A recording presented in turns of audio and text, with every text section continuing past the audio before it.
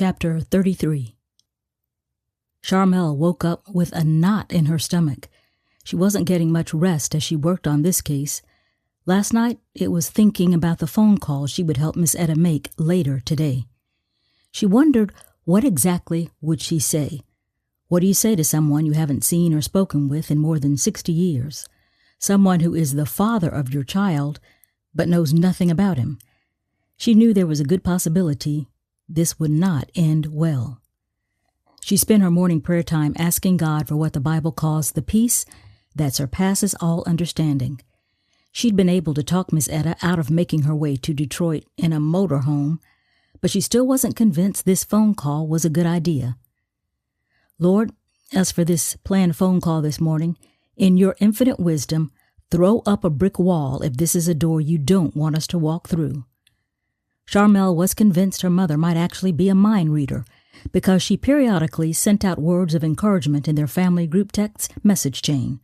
Usually it was when Lyra had a big interview or a special assignment coming up, or when Cassius had a major presentation at work, or when she was concerned about Sharmelle's safety when she was, as her mother put it, spying on people. But this morning's text seemed to be exactly what Sharmelle needed to hear, even though her mom had no idea what's going on. The text read, "Good morning, children of God. Whatever you are facing today, remember you are not facing it alone. God is with you, and He is making every rough place smooth, ordering your steps, and directing you in the way you should go. Follow Him.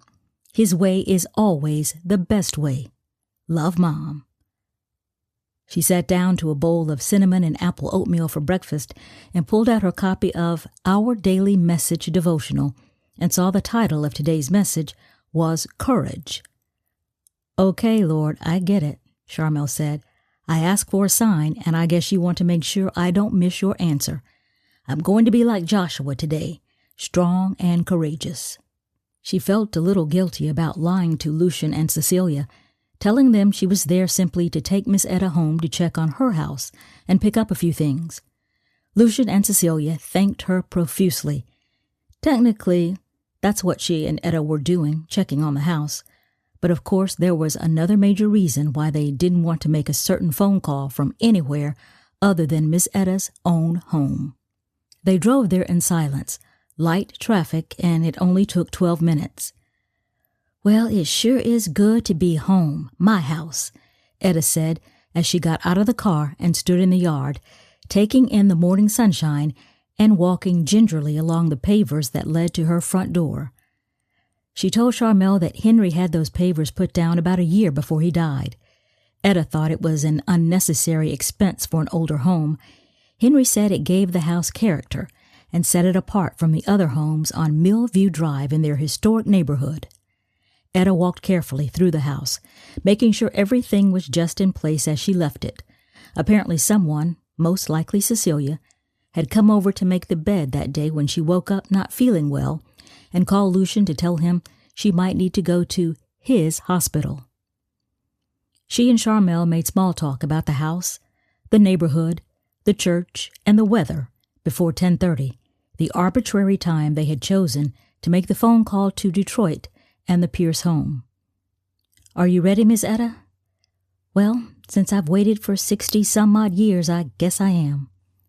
Sharmelle dialed the number and put the phone on speaker. They'd already planned not to leave a message if no one answered. 2 rings and no answer. 3 rings and 4 and no answer. They both sighed and started to accept that they were probably going to get voicemail when someone finally answered on the 5th ring. A woman's voice. "Hello?" Etta paused and spoke. "Hello. Good morning. I'm trying to reach Marcus or Angeline Pierce. My name is Etta, and I knew them from Kentucky." "Etta, is that you?" "Yes, it's Etta," Mrs. Hayes said as she could feel her pulse quickening and her newly repaired heart beating faster. "Well, Etta, it's about time you called.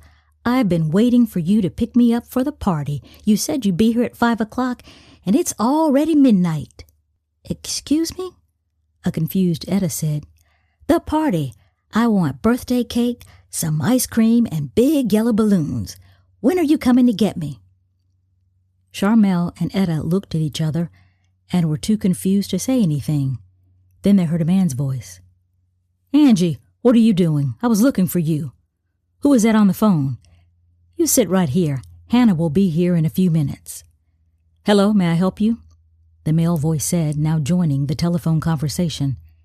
Etta didn't speak. "Hello, is anybody there?" "Go on, Miss Etta," Sharmelle whispered. Hello. I'm trying to reach Marcus Pierce. My name is Etta Hayes. He knew me as Etta Bell when we knew each other at the college in Kentucky." "Etta!